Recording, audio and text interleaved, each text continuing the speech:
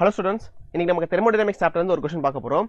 A diatomic gas which has an initial volume 10 liters is isothermally compressed to 1/15th of its original volume, where initial pressure is 10 to the power 5 Pascal. If temperature is 27 degrees Celsius, then find the work done by the gas. So first of all நமக்கு இந்த thermodynamics chapter இருந்து கேட்டிருக்காங்க. அது எந்த டாபிக்னா நமக்கு types of thermodynamics process இருந்து கேட்டிருக்காங்க. எந்த process first ஐடென்டிஃபை பண்ணிடுவோம். நமக்கு இஸ் isothermal process. இந்த isothermal process பத்தி நம்ம ஃபர்ஸ்ட் கொஞ்சம் டீடைலா தெரிஞ்சுக்கலாம்.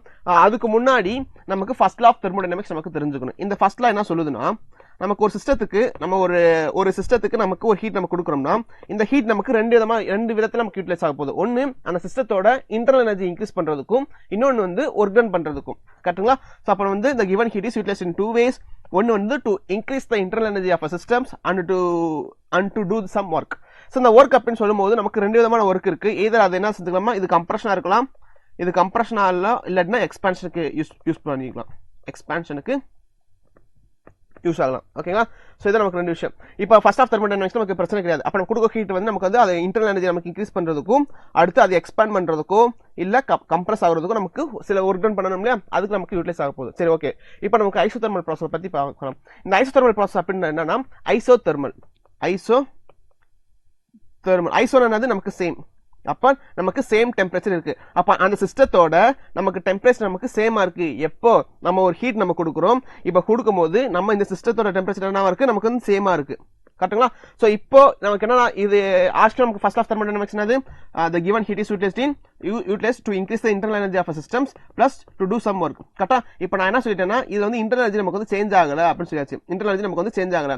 அப்போ நமக்கு கொடுக்கக்கூடிய ஹீட் நமக்கு பார்க்கும்போது இந்த இன்டர்னல் எனர்ஜி நமக்கு throughout the process நமக்கு இன்டர்னல் எனர்ஜி சேஞ்ச் ஆகலனா, the change in internal energy will be equal to, for a small heat given, the small heat change in internal energy plus small work done. So நமக்கு அந்த small internal energy change நமக்கு இல்லவே இல்ல அப்படின்ற பட்சத்துல ஏதாவது இது நமக்கு 0 வரும். அப்போ பேலன்ஸ்க்கு என்ன எழுதிக்கலாம், dq = dw ன்னு எழுதிக்கலாம். அப்ப இதுல இருந்து நான் என்ன சொல்ல வரேன்னா, ஒரு ஐசோதெர்மல் ப்ராசஸ்ல வந்து நமக்கு அந்த சிஸ்டத்தோட இன்டர்னல் எனர்ஜி நமக்கு வந்து மாற போறது இல்ல. அப்ப கொடுக்கக்கூடிய ஹீட் வந்து நமக்கு எதுக்கு மட்டும் தான் யூஸ் ஆக போகுது, அதோட எக்ஸ்பான்ஷனுக்கோ இல்ல கம்ப்ரஷனுக்கோ மட்டும் தான் நமக்கு யூஸ் ஆக போகுது அப்படின்னு புரிஞ்சுக்கோ எங்க ஐசோதெர்மல் ப்ராசஸ்ல. அப்ப the given heat is utilized only for work done. அந்த ஒர்க் அப்படின்றது either கம்ப்ரஷன் இருக்கலாம் இல்ல எக்ஸ்பான்ஷனா இருக்கலாம். சரி, ஓகே. இப்போ क्वेश्चन என்ன கேட்டிருக்காங்க பாருங்க. இப்போ இந்த மாதிரி ப்ராசஸ்ல வந்து நமக்கு ஒர்க் டன் எவ்வளவு இருக்குன்னு கேட்டிருக்காங்க. Work done. சோ ஐசோதெர்மல் ப்ராசஸ்ல ஒர்க் டனுக்கு நமக்கு ஒரு ஜெனரலான ஃபார்முலா நமக்கு தெரிஞ்சுக்கணும். என்னன்னா, work done is equal to nRT logarithm of natural logarithm of final volume divided by initial volume. ஒன்னு அப்படி இல்லாட்டினா இதுவே நம்ம எப்படி கூட எழுதலாம்னா, work done is equal to nRT natural logarithm of final pressure divided by initial pressure. Okay. So இத வந்து ரெண்டு விதமா எழுதலாம். இல்ல எனக்கு வந்து இந்த நேச்சுரல் லாகரிதம் வேணாம், எனக்கு வந்து எக்ஸ்போனன்ஷியல் லாகரிதம் வேணும் அப்படின்னா, சோ இதுவே நமக்கு w = 2.303 into nRT exponential logarithm of final pressure divided by initial pressure. Okay. Or final volume divided by initial volume எழுதிக்கோங்க. ஓகே. சோ இத தாண்டி இந்த ஃபார்முலாவை நம்ம இன்னும் கூட கொஞ்சம் ரீஅரேஞ்ச் பண்ணிக்கலாம். இது வந்து நமக்கு மூணு விதமா நம்ம எழுதலாம். இந்த ஒர்க் டன் நமக்கு மூணு விதமா எழுதலாம். இந்த ஃபார்முலாவை நமக்கு இன்னொரு விதமா கூட எழுதலாம். எப்படி எழுதலாம் பாருங்க. சோ நமக்கு ஐடியல் கேஸ் ஈக்குவேஷன் தெரியுமா, என்னது, PV = nRT. சோ இந்த கேஸ் ஈக்குவேஷன்ல இருந்து இந்த இன்ஸ்டெட் ஆஃப் ரைட்டிங் இந்த nRT பதிலா நமக்கு PV ன்னு எழுதிக்கலாமா. PV அப்படின்றது pressure term and volume term. அப்ப இதுல இருந்து நமக்கு இன்னொரு விதமா கூட எழுதலாம். the work done is equal to nRT பதிலா நமக்கு PV போட்டுக்கலாம். பட் இந்த இடத்துல நமக்கு பிரஷர் டேர்ம் வால்யூம் டேர்ம் இருக்குல்ல, அது என்ன பிரஷர் டேர்ம் வால்யூம் டேர்ம்னா, initial pressure term volume term, initial volume term. Okay. So ln of final volume final pressure divided by initial pressure. அப்படி இல்லாட்டினா இது நமக்கு என்ன செஞ்சுக்கலாம், இந்த வால்யூம் எழுதலாம். நீங்க final volume divided by initial volume கூட போட்டுக்கலாம். Okay. Final volume divided by initial volume இவ்வளவுதாங்க. சோ இந்த விஷயம் நமக்கு வந்து கரெக்டா தெரிஞ்சுக்கணும். சோ இத நமக்கு வந்து ஃபைனல் ஃபார்முலா இருக்க போகுது. சோ எய்தர் நீங்க இந்த நாலு செட்ல எனக்கு எந்த ஃபார்முலா கூட நீங்க எந்த ஃபார்முலா வேணும்னா நீங்க யூஸ் பண்ணிக்கலாம். சரி, இப்போ நம்ம क्वेश्चन வந்து சால்வ் பண்ண ஆரம்பிச்சிடலாம்.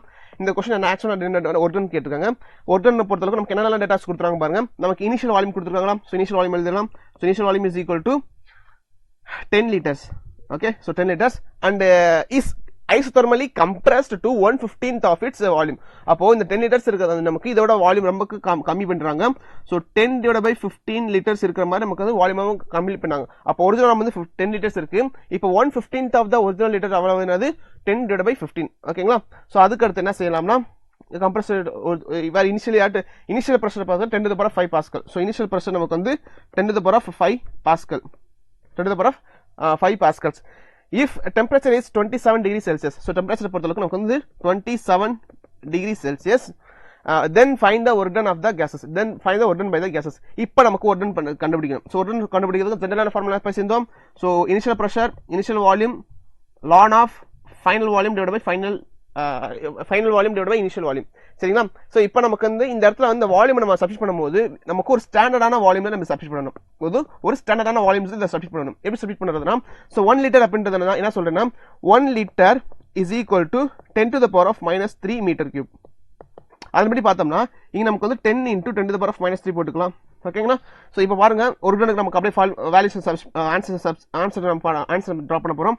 So W is equal to initial pressure எவ்வளவு, 10 to the power of 5, initial pressure வந்து 10 to the power of 5 into initial volume எவ்வளவு இருக்கு, 10 into 10 to the power of -3. ஓகேவா? இந்த லான் அப்படியே எடுத்துக்கலாம். ஃபைனல் வால்யூம் எவ்வளவு, final volume 10 to the power 10 divided by 15 divided by initial volume வந்து 10. So இந்த இடத்துல வந்து நமக்கு யூனிட்ஸை கன்வெர்ட் பண்ணணுமா அப்படின்னு கேட்டாங்கன்னா இந்த இடத்துல நம்ம கன்வெர்ட் பண்ண தேவையில்லை. ஏன்னா நமக்கு ரெண்டுமே நமக்கு வந்து சேம் பேராமீட்டர், நமக்கு வந்து டிவிஷன் இருக்கு. ஸோ இங்க நம்ம என்ன வேல்யூ மல்டிப்ளை பண்றோமோ இங்க நமக்கு சேம் வேல்யூ தான் மல்டிப்ளை பண்ணுவோம். ஸோ நமக்கு ரெண்டுமே என்ன செய்யுது, கேன்சல் ஈச் அதரா ஆக போகுது. அதனால என்ன செஞ்சுக்கலாம், இந்த ஒன்ஸ் நமக்கு இந்த டிவிஷன் வரும்போது இந்த யூனிட்ஸ் கன்வர்ஷன் நமக்கு தேவையில்லை, போட வேண்டிய அவசியம் கிடையாது. அப்போ இதுக்கப்புறம் நமக்கு இதை சால்வ் பண்ண மட்டும் போதும். So W will be equal to, இது அப்படியே சால்வ் பண்ணோம்னா 10 to the power of 6, 10 to the power of 3, 10 to the power of 3 into ln of 10 1 divided by 15 எழுதலாமா, 1 divided by 15. ஸோ இதை நம்ம எப்படி கூட எழுதலாம் பார்த்தீங்கன்னா, ஸோ ஆக்சுவலாக நமக்கு லாகிருதத்தில் ஒரு விஷயம் இருக்கு, என்னன்னா log of a divided by b is equal to log of a minus log of b.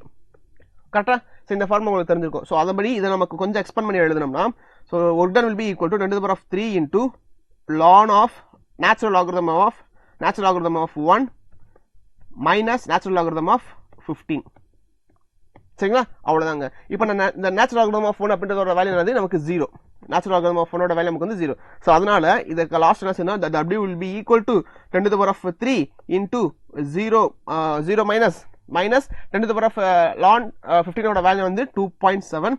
So ஓவராலா பார்த்தீங்கன்னா work done will be equal to -2.7 into 10 to the power of 3 joule.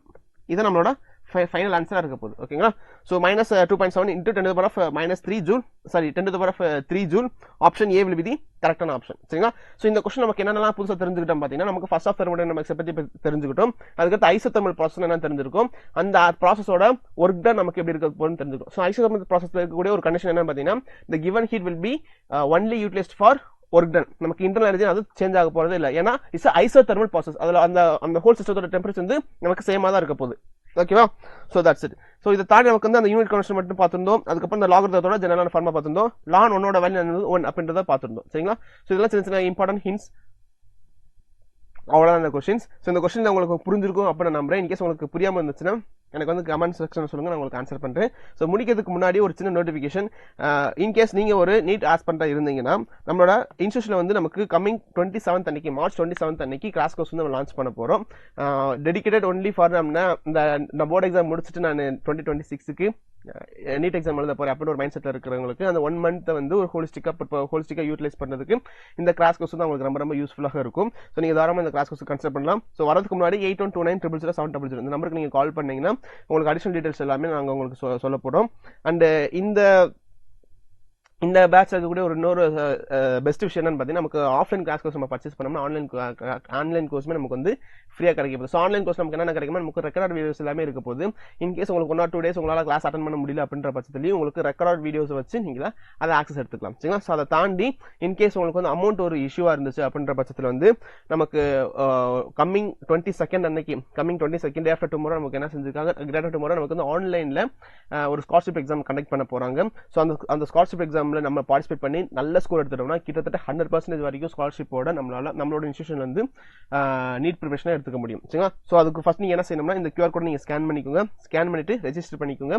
Register பண்ணிட்டு online exam நீங்க attend பண்ணி பாருங்க. Okay. So இதை தாண்டி இல்லை எனக்கு வந்து என்னோட தம்பி என்னோட தங்கச்சி வந்து நீட் ப்ரிப்பரேஷன் ஸ்டார்ட் பண்ணணும்னு ஆசைப்படுறான், ஸோ அப்படின்னு நினைச்சிருந்தீங்கன்னா அவங்களுக்கும் இந்த ஸ்காலர்ஷிப் எக்ஸாம் வந்து எழுத முடியும். எப்போனா எவ்ரி சாட்டர்டே வந்து பாத்தீங்கன்னா நம்மளோட ஆஃப்லைன் சென்டர்ஸ்ல இந்த எக்ஸாம்ஸ் வந்து நான் கண்டக்ட் பண்ண போகிறோம். அது உங்களை டென்த் படிக்கிறதா பரவாயில்ல, 11th படிக்கிற பசங்களாக இருந்தால் பரவாயில்ல, இல்லை நீங்கள் அந்த உங்களோட சிப்ளிங்ஸ் வந்து 12th படிக்கிற பசங்களாக தான் பரவாயில்ல. எவ்ரி சாட்டர்டே நம்மளோட இன்ஸ்டியூஷன் வந்து ஆஃப்லைன் சென்டர்ஸில் இந்த ஸ்காலர்ஷிப் எக்ஸாம் கண்டக்ட் பண்ணுவோம். ஸோ அந்த எக்ஸாம்லையுமே அந்த எக்ஸாமை பார்ட்டிசிபேட் பண்ணி வந்து எழுதிட்டு நல்ல ஸ்கோர் இருந்தோம்னா அவங்களுக்கு இந்த கிட்டத்தட்ட 100% வரைக்குமே ஸ்காலர்ஷிப்போட நீட் ப்ரிப்பரேஷன் வந்து நமக்கு எடுத்துகிட்டு போகலாம். சரிங்களா? ஸோ மறந்துடாதீங்க. ஸோ இந்த மாதிரி ஸ்காலர்ஷிப் எக்ஸாம் வந்து எனக்கு தெரிஞ்சு ரொம்ப ரேராக கண்டக்ட் பண்ணுற ஒரு விஷயம். அதனால் இன்கேஸ் உங்களுக்கு ரொம்ப யூஸ்ஃபுல்லாக இருக்குன்னு ஃபீல் பண்ணிங்கன்னா கண்டிப்பாக ரெஜிஸ்டர் பண்ணி அட்டன் பண்ணி பாருங்க. உங்களோட ஃபேமிலிஸ் அண்ட் சர்க்கிள்ஸ்க்குமே இதை சர்க்குலேட் பண்ணுங்க. ஓகேங்களா? தெரியப்படுத்துங்க, இப்படி ஒன்று இருக்கு, ஜஸ்ட் நம்ம ட்ரை பண்ணி பார்க்கலாம் ஸ்காலர்ஷிப் எக்ஸாம் அப்படின்னு சொல்லி நீங்க தெரியப்படுத்துங்க.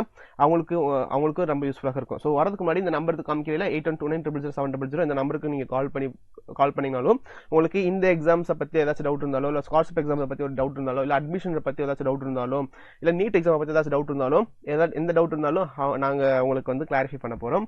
அண்ட் இவங்க எல்லாருமே நம்மளோட இன்ஸ்டியூஷன்ல படிச்ச லாஸ்ட் இயர்ல மட்டும் நம்ம சக்சஸ்ஃபுல் கேண்டிடேட்ஸ். லாஸ்ட் இயர்ல மட்டும் நமக்கு வந்து இத்தனை நம்பர் ஆஃப் ஸ்டூடெண்ட்ஸ் வந்து நமக்கு மெடிக்கல் ஸ்டூடெண்ட் மாத்திருக்கோம். இப்போ ரைட் நவ அவங்க வந்து மெடிக்கல் படிச்சுக்கிட்டு இருக்காங்க. And that's it. ஓகேங்களா? ஸோ கம்யூனிகேஷன் பர்பஸ்க்காக உங்களுக்கு வந்து டிஸ்கிரிப்ஷன்ல வந்து லிங்க் இருக்கும், அப்படின்னா கான்டாக்ட் டீடைல்ஸும் இருக்கு, நீங்க அதை கூட யூட்டிலைஸ் பண்ணிக்கோங்க. ரெஜிஸ்ட்ரேஷனுக்கும் டிஸ்கிரிப்ஷன்ல வந்து உங்களுக்கு லிங்க் இருக்கும், அங்கே நீங்க யூஸ் பண்ணிக்கோங்க. ஓகேங்களா? So thank you so much. By.